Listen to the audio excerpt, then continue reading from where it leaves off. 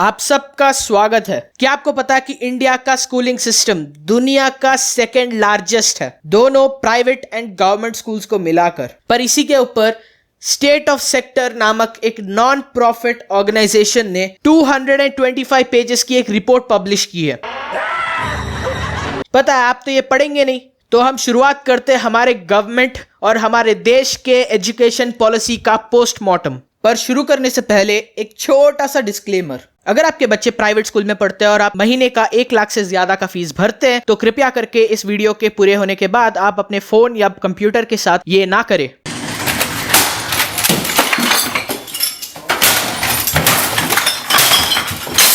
जनहित में जारी। तो हम लोग कुछ फाउंडेशन से शुरुआत करते हैं। Basic facts. हमारे देश में 4.6 लाख प्राइवेट स्कूल्स है और उसी के साथ साथ ऑलमोस्ट 11 लाख गवर्नमेंट स्कूल्स हैं। हमारे देश में तकरीबन 12 करोड़ बच्चे प्राइवेट स्कूल में पढ़ते हैं और 13 करोड़ बच्चे गवर्नमेंट स्कूल में पढ़ते हैं। पर देखिए, इस रिपोर्ट के हिसाब से इंडिया के प्राइवेट स्कूल्स में कमाल की बढ़ोतरी हुई है। बहुत ही ज्यादा इंप्रेसिव ग्रोथ दिखाया है प्राइवेट स्कूल्स ने। जनरल पब्लिक में प्राइवेट स्कूल्स के ऊपर एक इंप्रेशन है कि प्राइवेट स्कूल्स खून चूसती है। पर देखिए, नियरली 45% प्राइवेट स्कूल्स 500 रुपए से कम फीस लेती है हर महीने और 10% से भी कम प्राइवेट स्कूल्स महीने के 2000 रुपए से ज्यादा लेते हैं एज फीस। तो क्या प्राइवेट स्कूल्स अफोर्डेबल है? May be. पर देखिए, क्या इसका मतलब है कि प्राइवेट स्कूल्स गवर्नमेंट स्कूल से बेटर है? देखिए, 65% ग्रेड 5 के बच्चे सेकेंड स्टैंडर्ड के टेक्स्ट बुक को पढ़ पा रहे हैं और 40% से भी कम बच्चे एक 3 डिजिट के डिवीजन को कर पा रहे हैं। और ये है हमारे देश के प्राइवेट स्कूल्स का स्टैंडर्ड।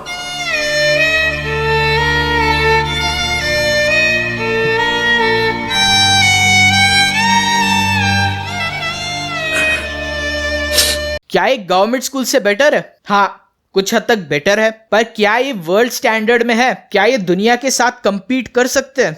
बिल्कुल भी नहीं। क्या ये हाई क्लास स्कूल्स के लिए कुछ डिफरेंट है? रिपोर्ट में ये देखने को मिला है कि जो भी हायर स्टैंडर्ड है उन स्कूल्स में जहां पर बहुत ही ज्यादा एक्सपेंसिव एजुकेशन मिलता है वहां पर ये कुछ हद तक कम है। पर फिर भी यहां पर भी आपको बच्चे मिलेंगे जो मैथमेटिक्स के सिंपल सब्ट्रैक्शन नहीं कर सकते। आपको लगता है कि आपकी जिंदगी में प्रॉब्लम्स है? एक बार आप सोच कर देखिए, महीने में लाखों रुपए खर्च करने वाले उन पेरेंट्स के ऊपर क्या बीतती होगी।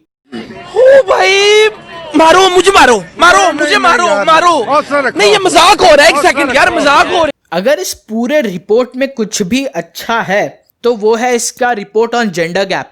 देखिए, अभी भी इंडिया में जेंडर गैप है। ज्यादा लड़कों को प्राइवेट स्कूल्स में प्रेफरेंस दिया जा रहा है और लड़कियों को गवर्नमेंट स्कूल्स में, एंड एवरीवन एक्सेप्ट्स इट। पर फिर भी ये कुछ हद तक कम हुआ है, जेंडर गैप नैरो हो रहा है, which is a very good thing. एक और काफी इंपॉर्टेंट एलिमेंट ये है कि जैसे जैसे ग्रेड्स बढ़ते जा रहे हैं, जैसे जैसे स्टैंडर्ड बढ़ता जा रहा है, पेरेंट्स प्राइवेट स्कूल्स की ओर ज्यादा प्रेफरेंस दे रहे हैं। अगर मैं आपको एक फन फैक्ट बताऊं, इंडिया में एजुकेशन के साथ बिजनेस करना एक क्राइम है। इंडिया में आप एजुकेशन के ऊपर पैसा नहीं कमा सकते, पर फिर भी स्कूल्स का और एजुकेशन सेक्टर का इंडिया के जीडीपी में 1.75 लाख करोड़ का कंट्रीब्यूशन है। कुछ भी मतलब जिन लोगों ने हमारा कॉन्स्टिट्यूशन लिखा है, बंटी तो चूतिया। और आजादी के 70 साल बाद भी जब प्राइवेट स्कूल्स का कंट्रीब्यूशन इंडिया के एजुकेशन सिस्टम में इतना बढ़ चुका है, तब भी इस रूल का होना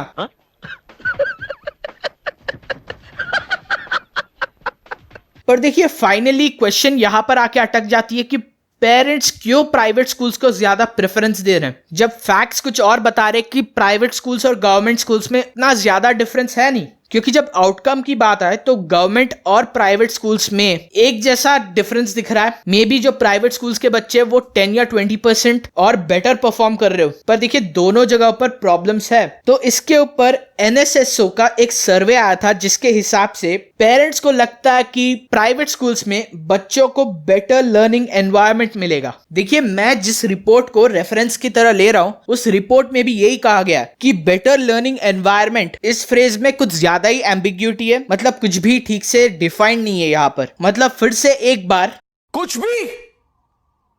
भी।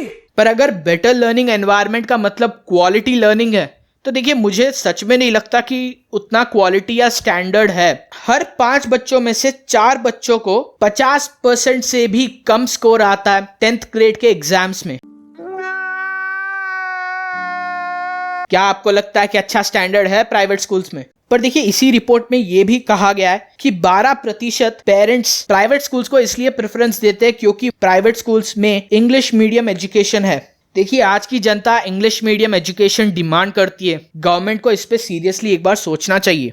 और फाइनली गवर्नमेंट स्कूल्स में प्रॉब्लम क्या है? गवर्नमेंट स्कूल्स को एक्सेसिबल बनाना चाहती है, ना कि क्वालिटी एजुकेशन डिलीवर करना चाहती है। देखिए इंडिया में मिडिल क्लास धीरे धीरे बढ़ रहा है, लोगों के हाथ में धीरे धीरे पैसा आ रहा है और लोग खर्च कर सकते हैं। हाँ अभी कोरोना वायरस की वजह से अलग बात है, पर जनरली अगर ये कोरोना वायरस नहीं आता तो लोग खर्च कर पाते थे, और जब लोग खर्च कर पाते हैं तो देखिए ऑटोमेटिकली वो यही चाहेंगे कि उनके बच्चों को अच्छा एजुकेशन मिले। गवर्नमेंट हर बात पे ज्यादा बच्चों को एकोमोडेट करने पे ज्यादा इंटरेस्टेड होती है, पर ना कि क्वालिटी एजुकेशन डिलीवर करे। And what do I mean by quality education? देखिए अगर आप प्राइवेट स्कूल्स में जनरली देखें तो हर क्लास के लिए आपको एटलीस्ट एक टीचर जरूर मिलेगा, पर क्या हम सब ये 100% कह सकते हैं कि हर गवर्नमेंट स्कूल में हर क्लास के लिए एक टीचर है? देखिए ज्यादा तक प्राइवेट स्कूल्स में इंग्लिश मीडियम एजुकेशन मिलता है, गवर्नमेंट स्कूल्स में नहीं मिलता। और देखिए ये नेसेसिटीज है। This is what I mean by quality education. Government को इन्वेस्ट करना होगा modern teaching practices like smart classes, और उसी के साथ साथ ज्यादा टीचर्स को हायर करना होगा और इंग्लिश मीडियम एजुकेशन को भी